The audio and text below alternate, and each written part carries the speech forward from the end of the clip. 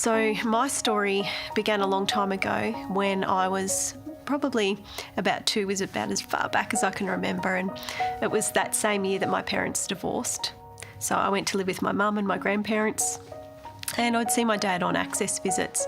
I didn't really, I guess, feel very, what would you say, affected by it at that point. It was later down the track that divorce had horrible repercussions in my life. By the time I was 4, both of my parents had remarried, so things were good. I had, a couple of extra parents and felt really loved. But by the time I was 6, things had changed quite a bit.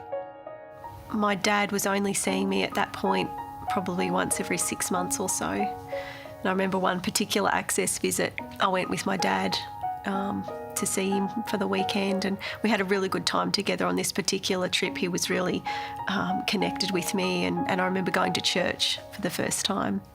And I remember the layout of the church. I remember the details of having communion and being able to have the bread and the wine and feeling really safe in that environment. I remember going home from church that day and him sitting me on his knee and telling me all about my Father in heaven who loves me, and presenting me with a beautifully illustrated children's Bible.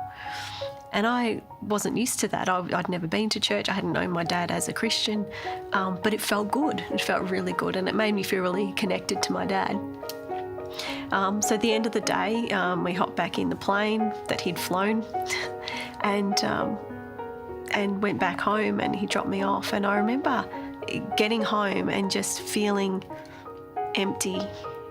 There was like a sense, the women tuning in, I'm sure, would know that that feeling of women's intuition, that there's just something not right. And I remember feeling that sort of deep in my guts. And what happened was my dad got in the taxi to go back to the airport, and he drove away. And I remember my eyes following him as far as they could before he went around the corner and went out of sight. And that was the last time that I saw my dad until I was 16. And there was no reason, he just cut contact. So in one day I had this, here's your Father in heaven who loves you, and then, probably 6-7 months down the track, realising my dad's not coming back. And so, that was really difficult. Around that time, I think, when my stepfather realised that he wasn't coming back, I don't know, something clicked, something changed, and it seemed like overnight I went from having a really good relationship with my stepdad to him almost having this hatred of me. His daughter from his previous marriage and his son never seemed to be able to do anything to get into trouble, and for me he was on me with everything. I would spend so much of the time in my room or grounded, just for simple things like being 1 minute home late, I'd be grounded for a week. No television, no friends, no phone calls, nothing. And I remember just going from this happy little girl to all of a sudden I have a dad who doesn't want to see me anymore, doesn't love me anymore. I have a stepdad who hates me for no reason and I'm not sure why. And then I have a mum who's also dealing with that same emotional abuse and who has sunk into depression and can't show me any affection. I just had no sense of connection with her. I remember one particular time asking for a hug, and she pushed me away and said, "Oh, no, I can't, I've got to change the light globe." And it was like, well, now I'm not even as important as a light globe. And as a child, you don't understand that depression saps your ability sometimes to be able to connect or to feel joy or engage in life. So to me, it just felt like she was present, but there was another rejection. And in some ways that was even worse. And so, pretty soon I was a kid that didn't have much confidence, desperately wanted to be loved, but socially had no idea and cues on any of that stuff. I was angry. And I was angry with my mum for leaving. I was angry with my dad for leaving. And I was angry with my stepdad, for abandoning me too, in a sense, and for hating me. And I knew deep down that holding that bitterness was not getting me anywhere. You know, I had a lot of anxiety, a lot of definitely anger and fear just raging around. And I would look for affection and love in all the wrong places, and yet at the same time be so self-reliant and self-sufficient that I wanted someone to be close to, and I would be over emotionally engaged, but at the same time there were walls up, if that makes sense. To the point when I first started dating my husband, I wouldn't even let him pay for my lunch because I didn't want to owe him anything, you know. And then I met Jesus. And after the loss of a baby and a few other circumstances that just brought everything to a head, and when you meet God, something happens. The Holy Spirit does something in you that you are not capable of doing yourself. And I knew that I would not recover emotionally from the damage of my past if I didn't forgive. And I knew, because of the anger that I'd carried for so long, even wanting to let it go was not enough. I needed the power of the Holy Spirit to allow me to be able to do that. What was in my court was the choice. I had to make the choice to want to do that. Now, it wasn't until I read a quote on Facebook one day, and the quote said, "Sorry does not equal trust. Sorry equals forgiveness. Changed behaviour equals trust."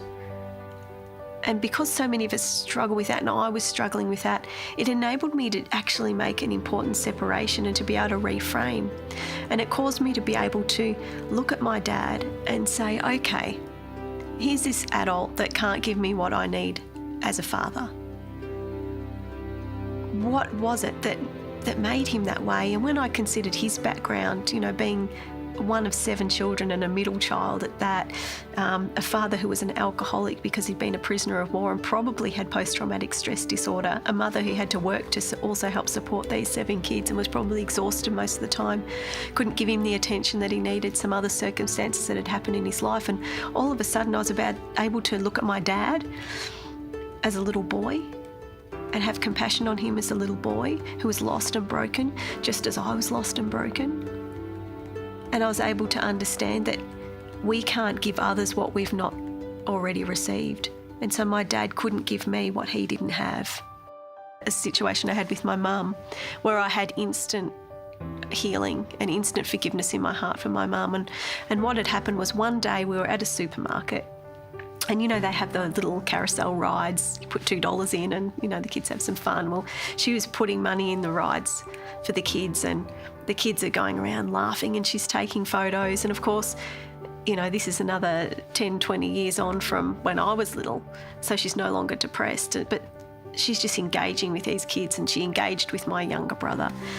And I was standing there and all of a sudden this rage and this jealousy just came up in me, and I said, why is it that she could love my brother and love my kids, but she couldn't love me like that?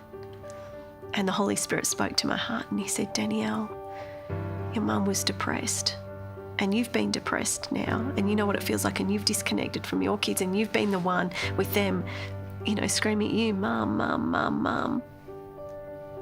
She's always loved you, and this is what she would have done with you if she was able, just as you were not able with your own kids. And at that moment I got it and I understood it, and my heart just flooded with love for my mum. And, you know, we have a great relationship now, and, you know, it was instant healing. Sometimes life isn't fair. Sometimes it sucks. Sometimes you get curveballs or things that are just unjust. But God will deal with that. Let him deal with that. Don't carry it around, because if you don't want somebody having power over you, the only way to get out from underneath that power is to make the choice to move on with your life and to say, you know what? Any situation has the potential to make you bitter or better. And what are you choosing in this moment? What are you choosing? Forgiveness is a salvation issue. It matters. It matters to God. It matters for us, for our own health, and it matters for the people that we love. Forgiveness doesn't equal reconciliation necessarily, but it does equal love.